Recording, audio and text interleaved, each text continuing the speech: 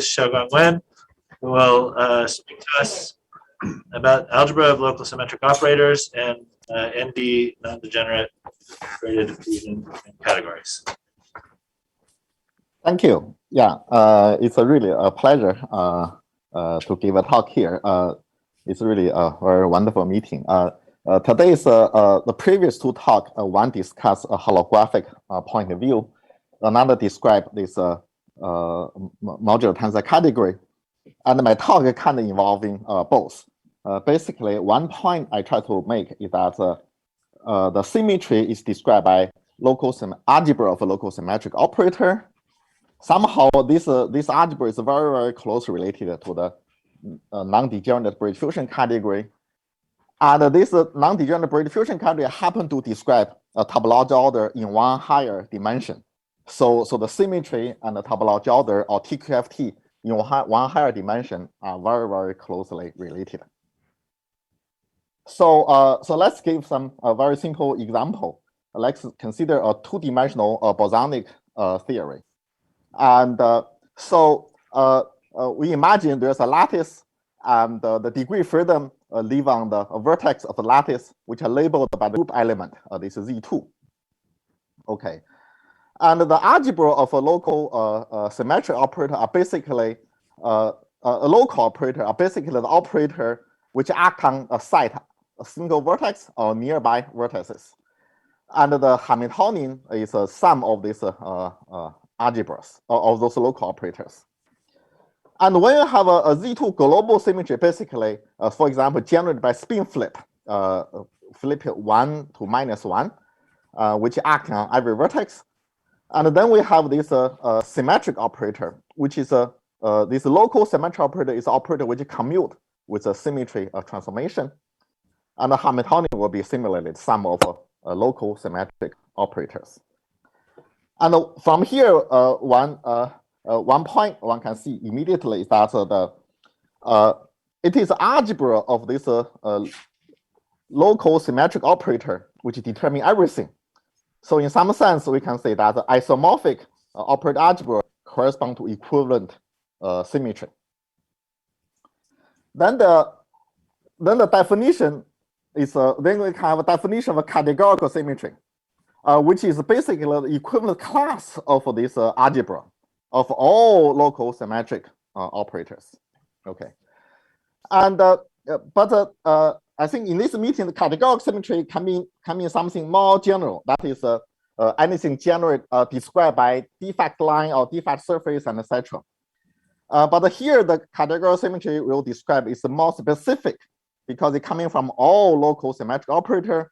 It turns out to be so I need to add a qualifier. So this all means non-degenerate categorical symmetry. It's just here just a name. And later I will explain what non-degenerate really means. Okay, and this description certainly cover a symmetry described by a group, but also cover symmetry described by a higher group. And in addition, there is a non-invertible symmetry, algebraic symmetry, or category symmetry beyond the higher group, which also can be described in this framework. Okay, so therefore, including all those symmetry, you have this conjecture that is this equivalent class of n-dimensional. This n-dimensional really means a space dimension. So in this talk, when I say nd, always means space dimension. The n-dimensional symmetry, which by definition is an nd non-degenerate categorical symmetry. So this equivalent class actually is described or classified by the non-degenerate braided diffusion n category, which correspond to topological order in one higher dimension. And so as an example, for example, in 2 dimension, the Zn0 symmetry and the Zn1 symmetry are equivalent in this framework. Okay, and so here we have a symmetry beyond the group and a higher group, and because this algebra of a local symmetric operator can really go beyond group and higher group, and we know that the zero symmetry classified group, and the higher symmetry are classified by the higher group. So I'm talking about anomaly-free symmetry here. So I may ask, what is this beyond group symmetry can be classified or described? It turns out that there's something so-called a local fusion N category, which describe we call the algebraic higher symmetry in the N space, which can be beyond the group or higher group. And this local fusion N category, this local really means that it have a functor, which is faithful at the top morphism level to the trivial fusion category, which is a NVEC. So that's what a local means. So this kind of local fusion N category R play a role of a group, a higher group, which characterize this algebraic higher symmetry. And so certainly this algebraic higher symmetry is also described by surface and defect lines and etc.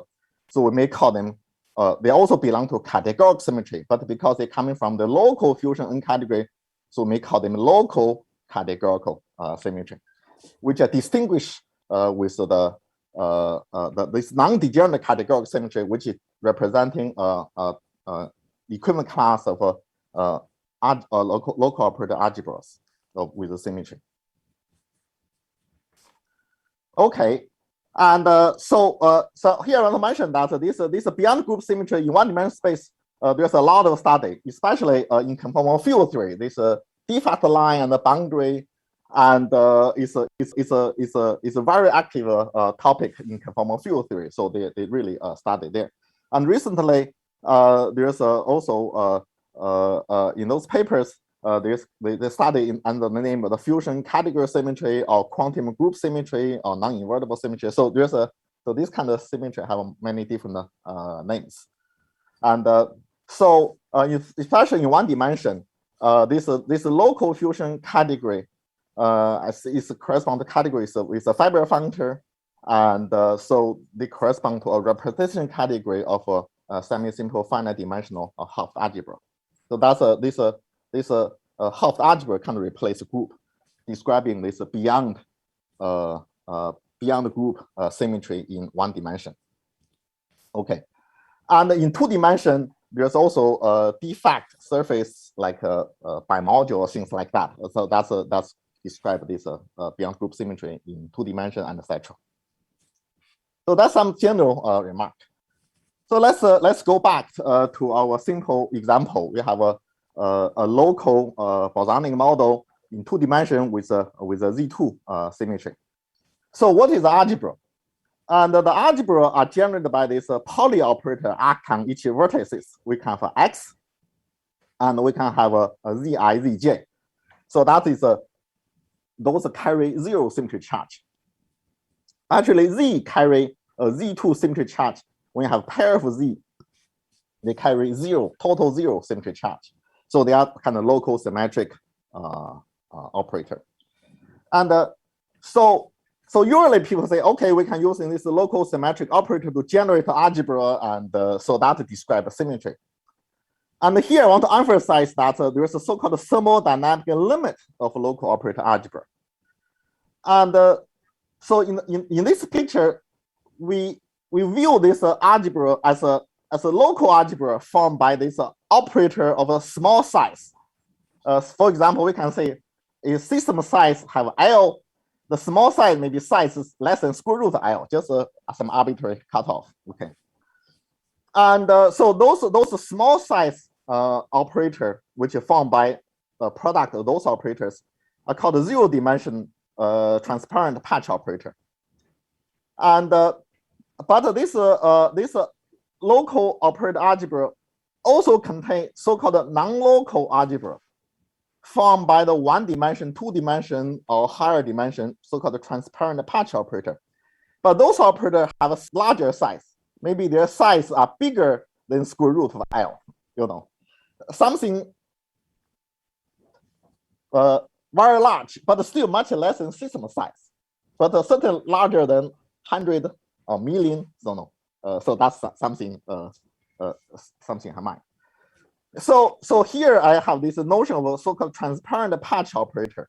Okay, this transparent patch operator basically is an operator with an invisible bulk. So only the boundary of a patch is visible. Here, patch really means a d-dimensional bulk. So there's no topology, just a disk or segment, things like that.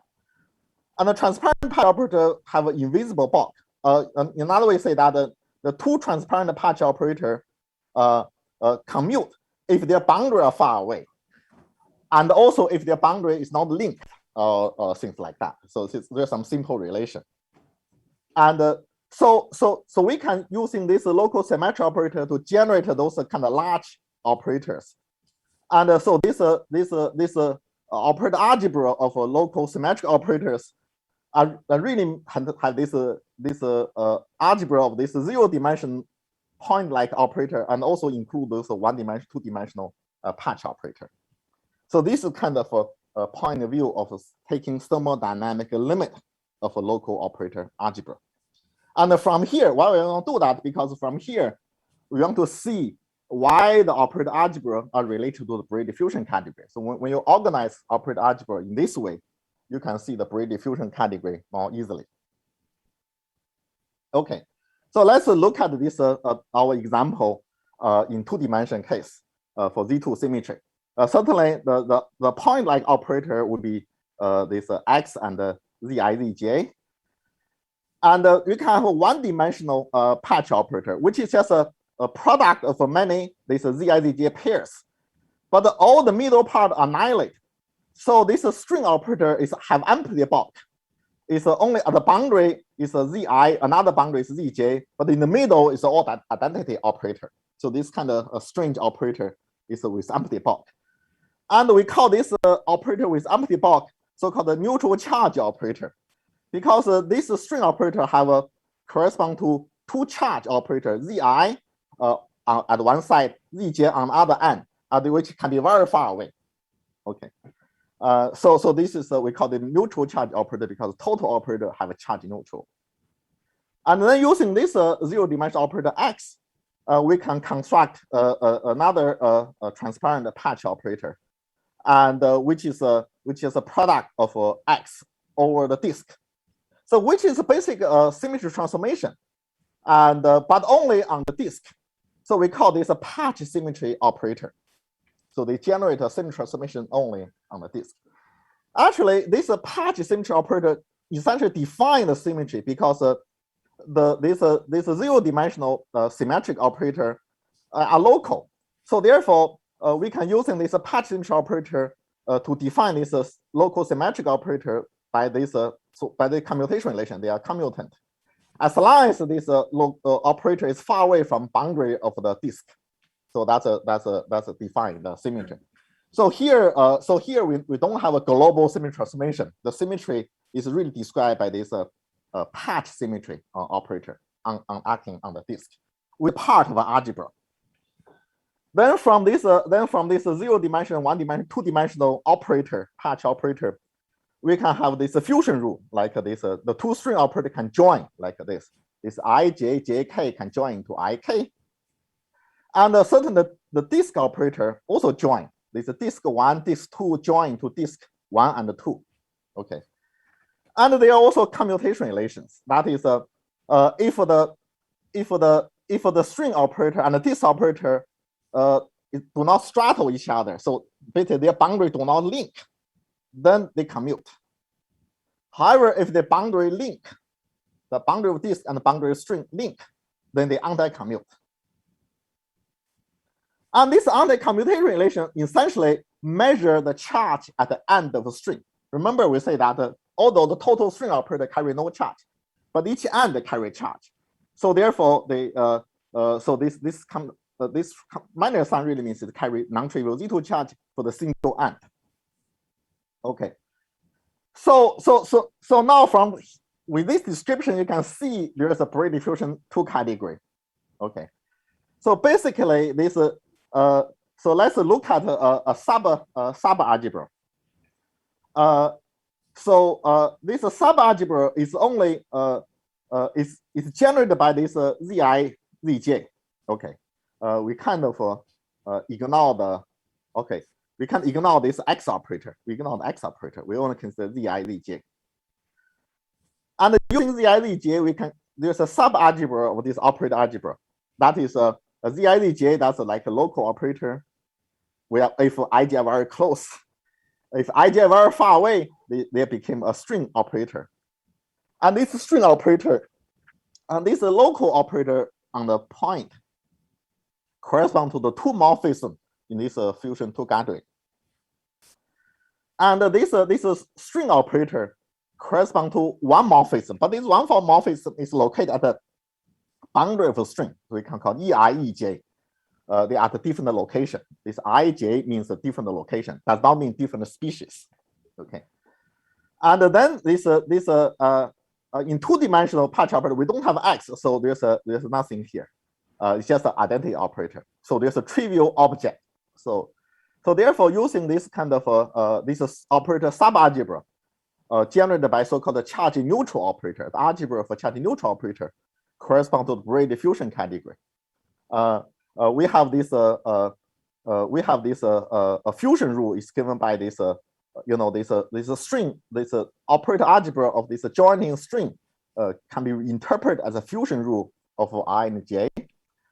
And then the Ei, Ej are equivalent because this zero-dimensional operator can connect Ei to Ej, just shifting their location, and so they are equivalent. And this we can also compute the braiding between Ei, between the this one morphism. They have a trivial braiding.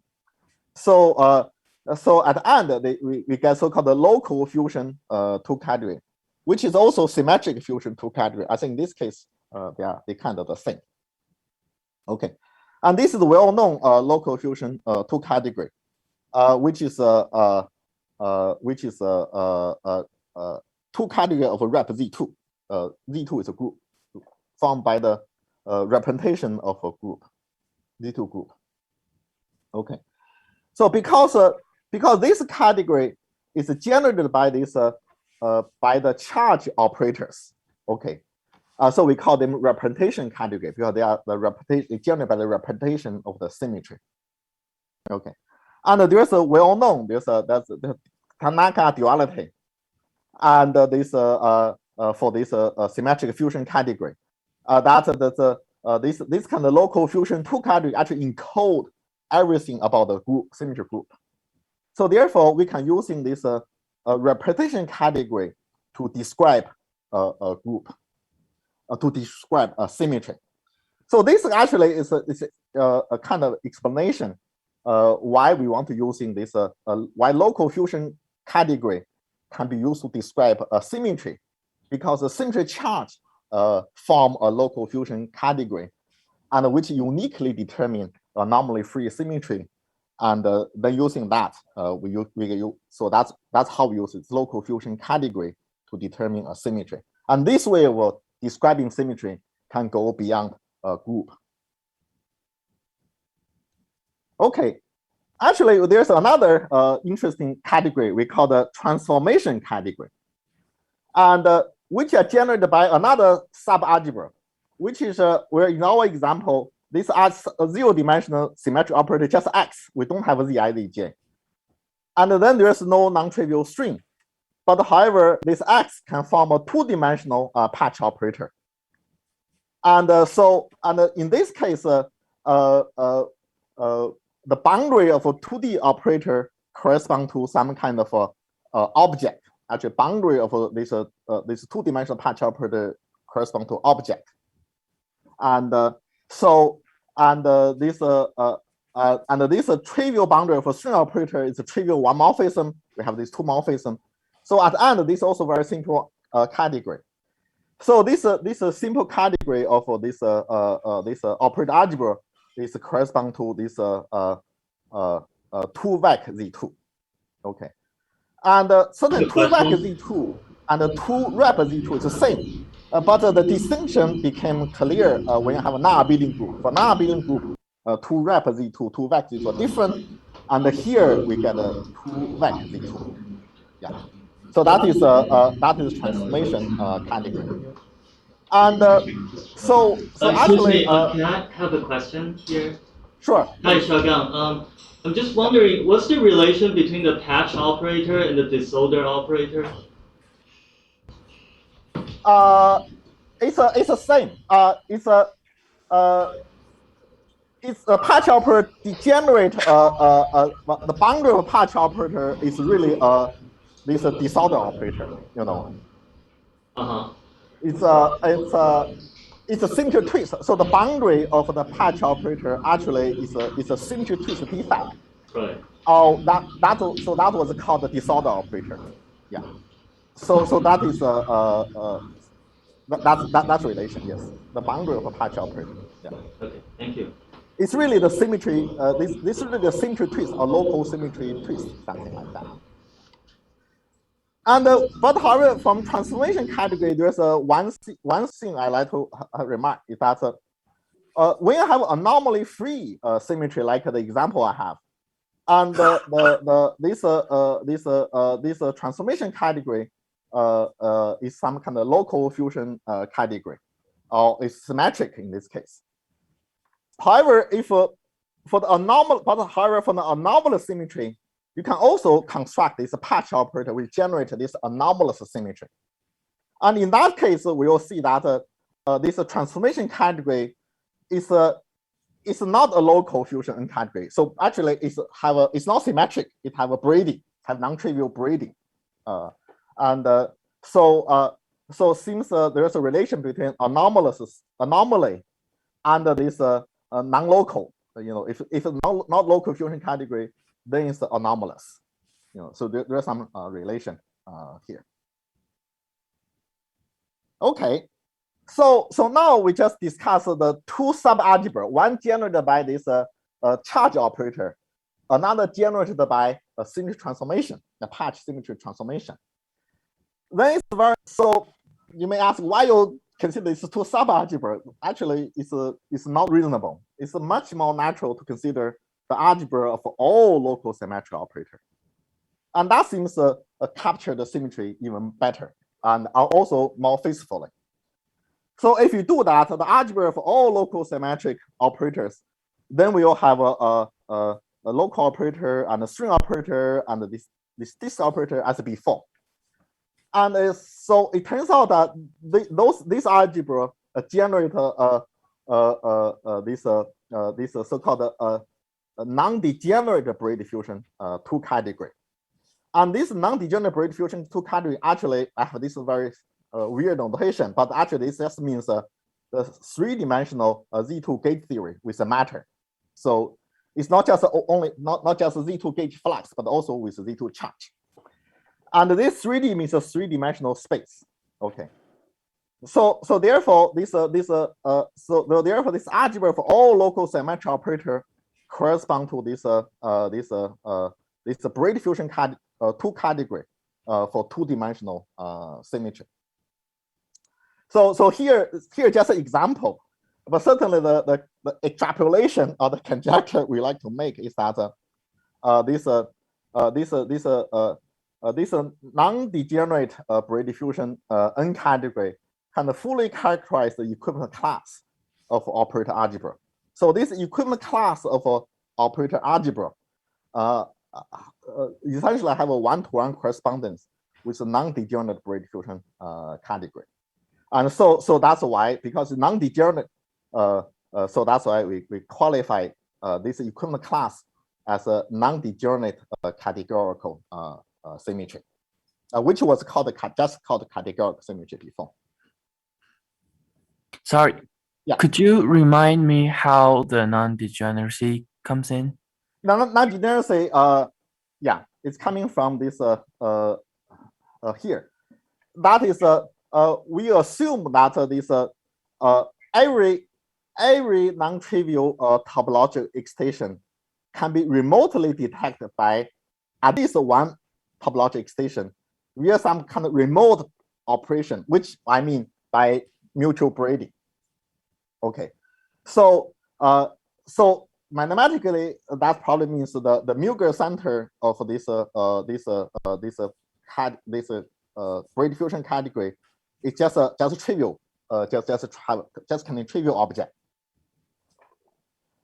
So it's a modular. So in the one category setting, it's a modular tensor category. This modular condition is a non-degenerate. And so I call this generalization to the higher category is non-degenerate. And but I'm not sure. It's probably it's not carefully defined in a higher category setting, but something like that. It's every object, every excitation can be detected by other excitation via remote operation. So that is the idea behind this non-degeneracy. Sure, but why would we expect non-degeneracy for every object? Yeah, so here is that you can see in the previous two examples where you consider sub-algebra, I get a local fusion category, which are degenerate, which are not non-degenerate. But when you consider all the local operator, we get non-degenerate fusion category because there's some completeness. There's no more. You cannot add more things.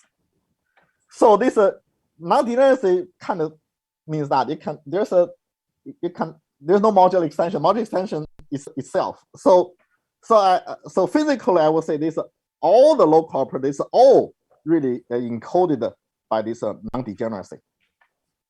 If you consider sub-algebra, you get the braided fusion category, not a non-degenerate one. I see. Thank you. Why do you say that was with matter? Like this looks like it's just the list of operators in pure 3D gauge theory. There's the Wilson operator and the Etsifte operator, and things you can. Yeah, that's right. So that's because why I say with matter because I don't know in certain contexts when people say gauge theory, they mean just have a gauge flux, and the charge was viewed as a matter. That in this so why is in actually why is gauge theory? I really always means gauge theory with a charge, not just a pure gauge theory with only flux. That's what I mean. I don't know whether when people say gauge theory, what people really means. So they mean gauge theory with only gauge flux, or they mean gauge theory also with a gauge charge. I just emphasize I mean the second one. Yeah. And so certainly this example can be generalized to higher symmetry. That is we can consider a model where the degree freedom live on the link, okay, and then we have this then the symmetry operator will be this defined on the loop. So for every loop like this green line, we can define the product of a poly X which live on the link along the green line. Then that generates this so-called one symmetry. And we have this symmetric operator, local symmetric operator for one symmetry, which I just commute with this one symmetry transformation. And the algebra of a local symmetric operator would contain this the zero-dimensional one, this point-like operator. So this just this small loop, and for very small patch, then we define this z. This is called the small patch operator. This patch is very small, so near the point, and but the product of Zij along the boundary of a patch. So okay, and the one-dimensional operator is just basically it's a patch symmetry because the symmetry is defined on the loop. It's on the loop we have a product of Xij just along the loop, and but however, if you do the open string, then we get this patch operator which generate a symmetry. And then we can make a very big disk. Then we have product Zij on the boundary of a big disk, and that is a two-dimensional patch operator which have empty bulk, so which corresponds to neutral charge operator. And clearly you can see that the boundary of a patch, boundary of a disk operator really carry this one symmetry charge, which can be detected by the patch symmetry operator, which is defined on the open string. This is a patch one symmetry transformation, and their commutation relation can detect this charge on the boundary of a patch. Okay, so in this case, the representation category for the charge object which actually is defined on the boundary of a patch operator, a disk operator. It's the 2 vec Z2 in this case. Okay. And so from here, from these 2 examples, you kind of immediately see that for these 2 examples, one, we have a Z2 symmetry, this local operator algebra of a Z2 zero symmetry, and the local operator algebra for the Z2 one symmetry. They are basically identical, So here I just write down these 2 algebra, and they're really identical. So clearly, this is just an example to say that these two symmetry are equivalent, and so this is just an example that this non-degenerate categorical symmetry probably is kind of important. They describe the equivalence class of the symmetry, because these 2 symmetry, although they look different, so like the neutral charge operator form this 2 rep Z2 for the Z2 symmetry, and the patch symmetry operator form a 2 vec Z2. But however, all the symmetry operator, they give us this 2-dimensional or 3-dimensional gauge theory, 3 spatial dimensional gauge theory. And similarly for the Z2 one symmetry, you probably already expect that the neutral charge operator generates 2 vec Z2, a patch symmetry operator generates 2 rep Z2. It's just exchanged. So therefore, this again the total symmetric operator give rise to the same braid diffusion category, and so therefore so looking symmetry via this braid diffusion category probably is a good thing. That's a point I try to make. Okay, so yeah, the questions. So you said these 2 are equivalent. But is that only true when you restrict to the symmetric sector? Yeah, let me thank you for the question. When I say equivalent, I really mean the following. When you have a symmetry, and you can consider all different phase, and all the phase transition, all the critical point controlled, allowed by this symmetry. And when I say 2 symmetry are equivalent, I really mean that the phase transition and the critical exponent, the correlation function for these 2 different symmetry have a 1-to-1 correspondence. And you may call them different things, but they have 1-to-1 correspondence. And so therefore, for example, the correlation function in one theory is exactly same with another correlation function in another theory. But you need to find some operator correspondence. But from the phase diagram, critical theory, and all that, in that sense, they are equivalent. So this kind of physical way to say what I mean by equivalent symmetry. Because all these physical properties are really determined by the operator algebra. Especially if you do not introduce a symmetry breaking operator. Suppose all the equipment respect the symmetry. You don't introduce any symmetry breaking operation, then they are really equivalent. So that in that sense, so basically, it's in a symmetric subspace. They are equivalent. That's all. You can also say that way. But in the symmetric subspace, I wouldn't see the symmetry anyways. Right? Yeah, so that's the point. You can see that's how we do this string operator. And you can see that for the one-dimensional patch operator, the string operator, they are neutral. They act within the symmetric subspace. But somehow, if the 2 ends of string are very far away, somehow their charge get exposed or get fractionalized. And then we're using this kind of commutation relation with a patch symmetry transformation operator on the with this linked boundary to detect the charge. So this is how we detect the charge and recover braid diffusion category within the symmetric subtheater space. And this is very important. That's why the motivation why we introduce this so-called non-local operator in the local operator algebra.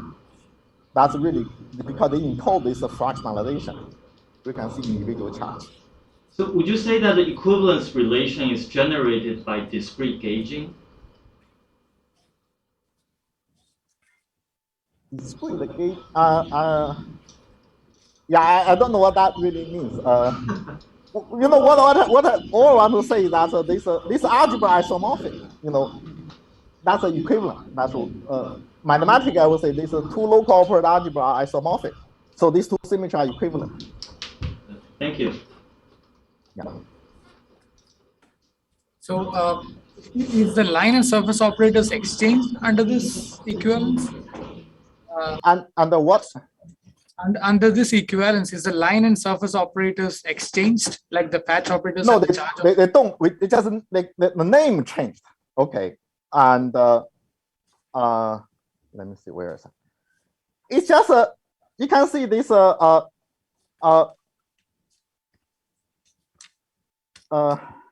just its name. You know, this local subalgebra always contain one subalgebra described by 2 rep Z2. Another subalgebra is 2 vec Z2. But for one symmetry, we call 2 rep Z2 as a charge, and 2 vec Z2 as a symmetry. But in another symmetry, we call 2 vec Z2 as a charge, and 2 rep Z2 as a symmetry. It's just the operator algebra, they're all the same. It's just that our name for the symmetry and the charge get exchanged. What do we call symmetry? What do we call charge get exchanged? Yeah. So basically, the symmetry and the charge are related. So this duality means that in one case, we view, okay, the charge pair operator of one case is viewed as a symmetry transformation of another case.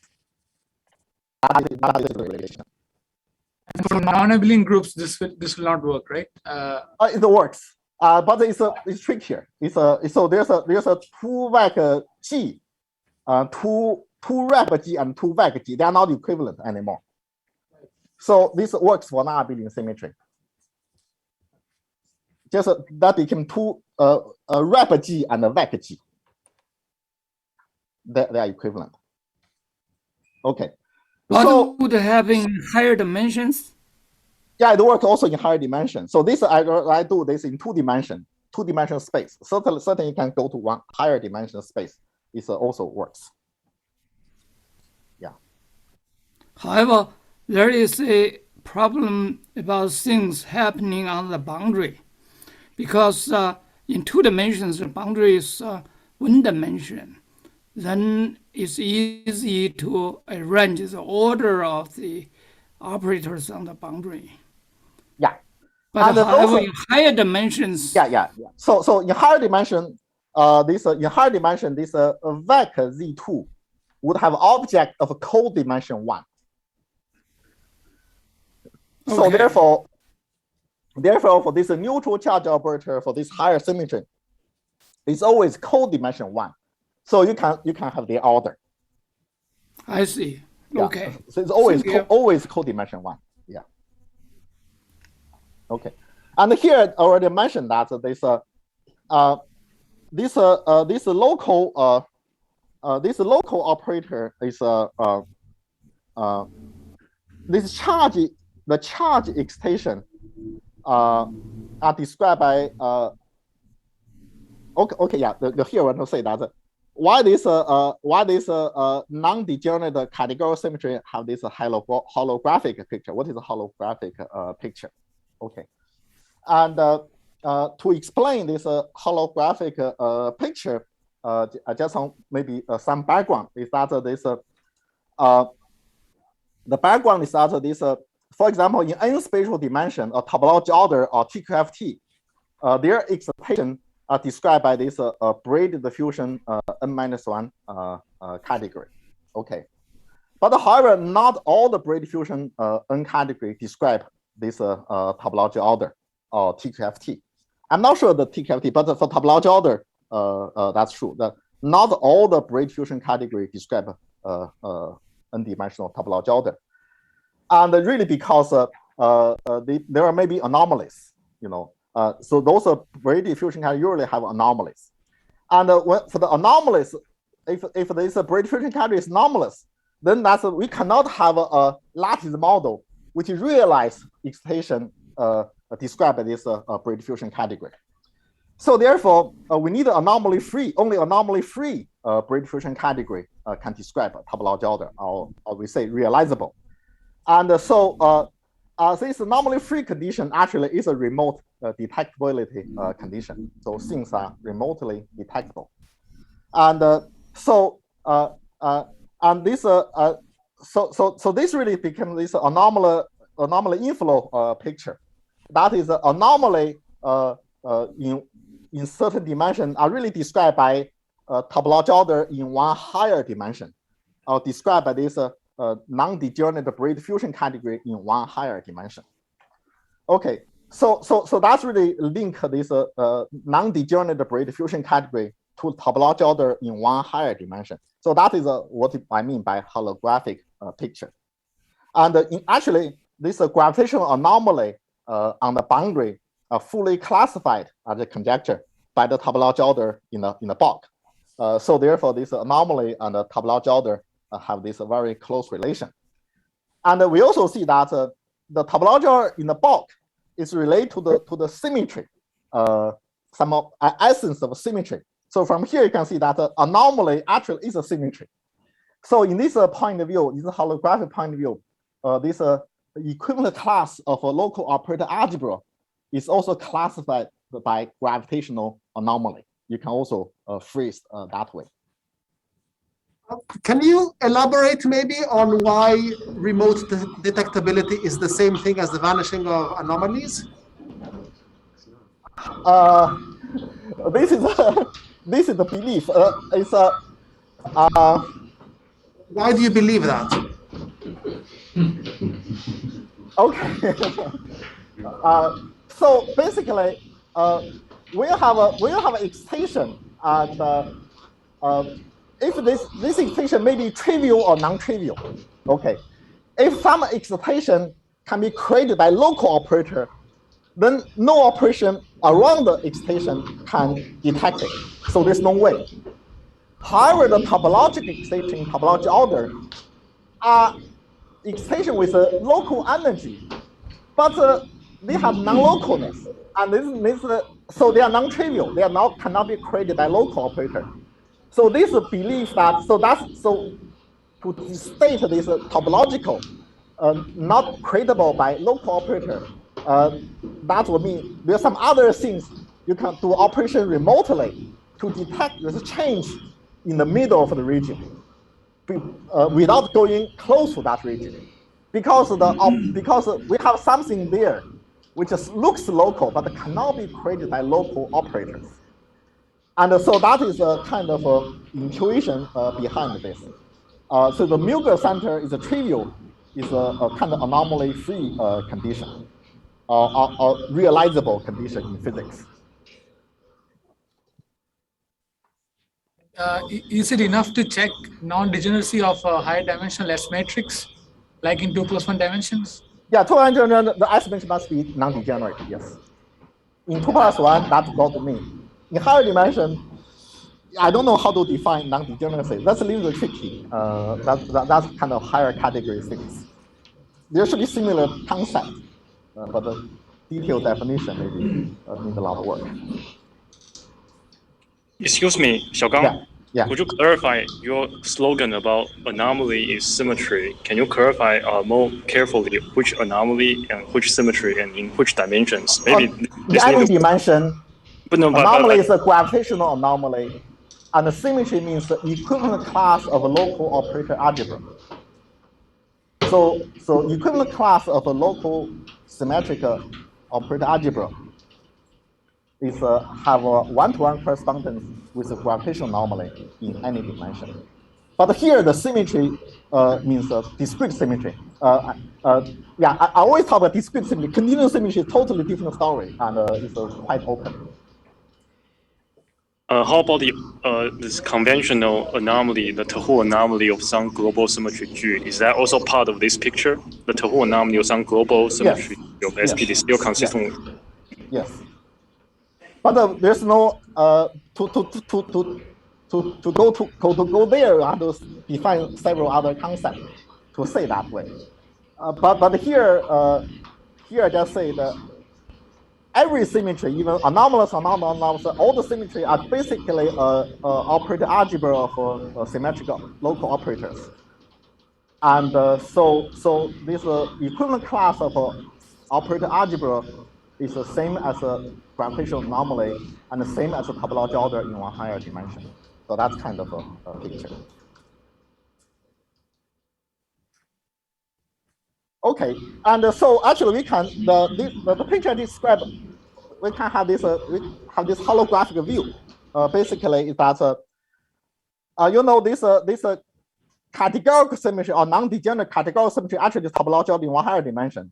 In our example, is contain this contain Z2 charge and Z2 flux loop in three-dimensional space. Okay, and so the Z2 charge have Z2 fusion, so some Z2 symmetry, and Z2 flux also have Z2 fusion, which have a Z2 one symmetry. And then together form this non-degenerate categorical symmetry. Okay, and on the boundary, for in one boundary, the Z2 flux condense. So this Z2 one symmetry is spontaneously broken. So the boundary only have Z2 symmetry. So that is we have Z2 symmetry, which you can see that in the boundary. The excitation on the boundary are really given by the 2 rep Z2. Okay, that's a 2-dimensional space boundary. And if Z2 charge condense, we have another boundary where the string do not condense. And this string is a Z2 one charge. Okay, so that's why you get a Z2 one symmetry. So this is just a picture that the different condensation, a different boundary can give you this Z2 realizing the Z2 symmetric space or realize the Z2 one symmetric space state. Yeah, so that's kind of holographic picture what I mean. Okay, and then certainly we can, let me do very quick here. And we can also have a symmetry beyond group. And using our second model is pretty simple. Here we just say on each link, we have a non-abelian group rather than Z2 group. Okay, and on each link with a non-abelian group, then we can using this Wilson loop operator on each link, and to define so-called one symmetry. Okay, but this Wilson loop operator really is on a loop, Wilson loop operator, yes. And so certainly using this operator, this R is a representation of the group, and just a trace of this product of R. And then we can have this a local symmetric operator defined in the same fashion. Okay, and in this way, we define a new kind of symmetry. But this symmetry actually is a beyond the group because of the fusion, the product of this symmetry transformation do not form a group, and also do not form a higher group. And because they have this, they have splitting. The product to symmetry transformation can be sum of several other symmetry transformation. So this sum is a fusion coefficient of the representations. So that is some kind of a beyond the symmetry thing. And so in this case, we find that the representation category, for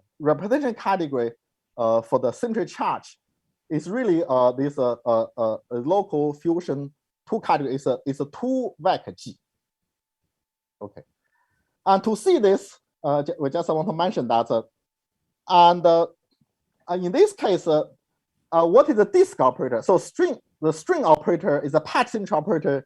It's a Wilson loop it's a Wilson operator on the open string, not on the loop. Okay, that's our patch symmetry operator. However, the disk operator is actually kind of like a gate transformation, on the inside of the disk. So that's our disk operator, and these two operators kind of generate the whole operator algebra. Okay, and the boundary of this gate transformation is kind of like a symmetry defect line, you know. But this boundary of a gate transformation is labeled by this group element H, and so this boundary of this gauge transformation is became object of this two-vector G, and so therefore this boundary of this patch operator, disk operator, produce a representation category which is two-vector G.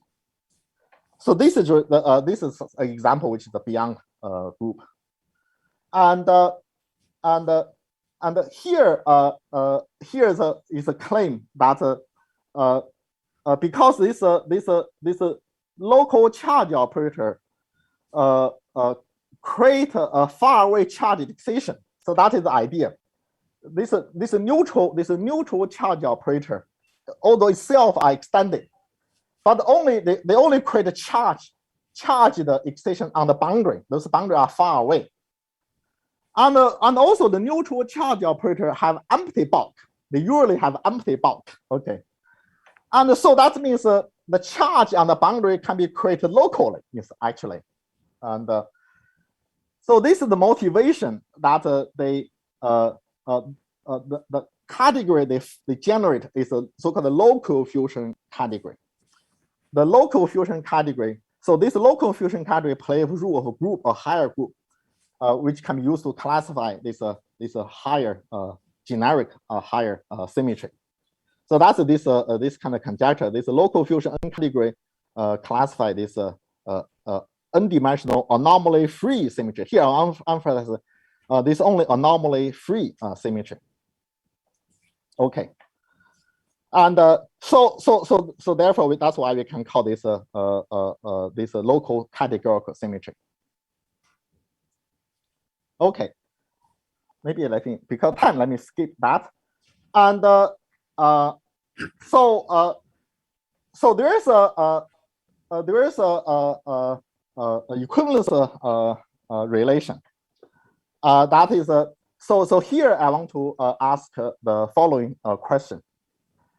Given two symmetry described by the representation categories, basically described by this two local fusion higher category. So those are a category formed by the charge object. So we have a two symmetry given by this R and R prime, two representation category. We want to ask whether they are equivalent or not, whether their algebra are isomorphic or not. Okay, we want to ask this question in a more general setting. So how to understand this? So here really just really using this holographic principle of a topological order. So there's it's basically the two conjecture. One conjecture is that a fusion N category, which always unitary with all kind of good conditions, can always be realized by the excitation on the gapped boundary of a local bosonic model in one higher dimension. Okay, so that is the one thing. So every fusion N category have a physical realization as a boundary excitation of some topological order in one higher dimension. And a second conjecture is that this boundary excitation form a fusion N category. This boundary fusion N category uniquely determine the bulk topological order. And the bulk topological order is described by this braided fusion category. So in mathematically, it really means that this fusion N category always have a center or dream field center for one category, which gave rise to a braided fusion category. Okay, and so this second conjecture really says that this center always exists. Okay, and so you can see that if a bulk is trivial, and then this fusion category actually describe anomaly-free topological order. So if a bulk is a trivial, it's really like anomaly-free condition. So this is a way to describe anomaly-free condition, not using braiding or non-degeneracy, but using notion of center. Anomaly-free category is the one whose center is a trivial. Trivial means n-vec. Trivial means which center is n-vec. Okay, and then from here we see that if a center is non-trivial, and then that means this fusion N category is anomalous, but anomalous is also symmetry. Okay, if anomaly is a symmetry, then we basically get this result that the two symmetry described by these two local fusion category R prime are equivalent if their center is the same or equivalent, or if they have an equivalent center. So this is the way to formulate equivalent symmetry in a more general way. So again, we have a holographic picture. That is, if these two symmetry have same bulk, then they are equivalent. And there are some kind of well-known examples and here. Maybe let me ignore this. And here I want to maybe as a last thing I like to discuss is that there is a duality relation between representation category and the transformation category we described before. This is R and R cubed. R is a representation category and R cubed is a transformation category. For the symmetry, the representation category is for the charge object. Okay. And the statement is that I think this is a conjecture. We have some kind of proof, but I really cannot judge whether it's rigorous or not rigorous mathematically. And R is a local fusion N category if and only if there exists another fusion N category, such that this R2, such that this is stacking, the stacking of these two local, this fusion N category via their bulk. So maybe denote this way, this stacking or tensor product with via bulk is a trivial. Give us a trivial category, which is NVEC. And if such an R tilde exists, then this R tilde is a local fusion N category, and their existence is unique. So that's kind of a conjecture. Okay. And from here, we see that this R actually is our representation category.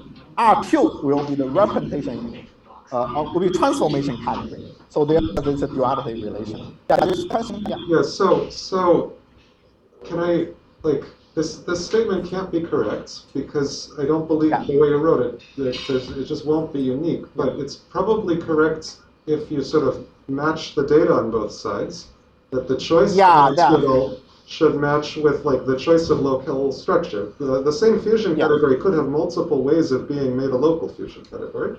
Yeah, and those should be in bijection with the choice of our twiddle, right? Yeah. So yeah, this thank you for the question. This really touch something. That's where we have a headache. That's the difference between symmetry and the category. You can see here, I try to use a category to describe a symmetry, but there is a little bit of mismatch here. When it is symmetry, the symmetry are tagged. So when I say Z2 times Z2 symmetry, we say the first Z2 is a layer exchange, second Z2 is a spin flip. And these two Z2 are different symmetry. So exchanging two Z2 is not regarded as a isomorphism. We do not allow that. So sometimes it's tagged, sometimes not. For symmetry, the object of the symmetry are tagged. So for example, when you consider this R tilde as a transformation category, each transformation have a label. So this one for the spin flip, that one for the layer exchange. Although both are Z2, they are different. So we do not allow this automorphism. And so when you're counting what is unique, what is not unique, when you're counting, so this kind of subtlety should be included. And so this natural isomorphism, like exchanging index of a category, and for the symmetry, we do not allow that. So there's something here. I think here, I really means that this R and R tilde both are tagged in a certain way, then they are unique. Yeah, in that fashion. Yeah. So these are really the subtlety. There's a lot of isomorphism. Sometimes it should be count, sometimes should not be count. Yeah. I have a simple question here. Yeah. Is this duality in some way related to the electromagnetic duality? Yes. So this duality, this is the same duality between this Z2 zero symmetry and Z2 one symmetry in 2 dimensions. So this is electromagnetic duality. Yeah. And But here I want to emphasize from this result, I want to emphasize that we know that the representation category is local. Representation category is local fusion category. But I want to use this to show that even the transformation category generated by the transformation operator is also local fusion category in general. So both representation category and the transformation category are local. Yeah. And using that, maybe just I have too many slides. And so maybe let me stop here. Yeah. Yeah. Thank you. Yeah. My time is up.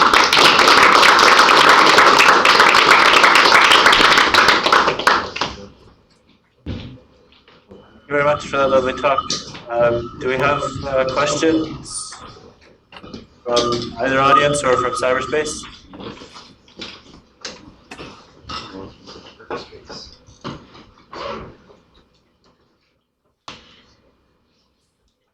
I think we've had quite a few talks during,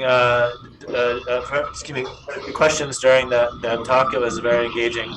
I suppose everybody's looking about lunch and dinner, so maybe we'll invite people to take questions directly to Xiao-Gang, and thank you very much for your talk.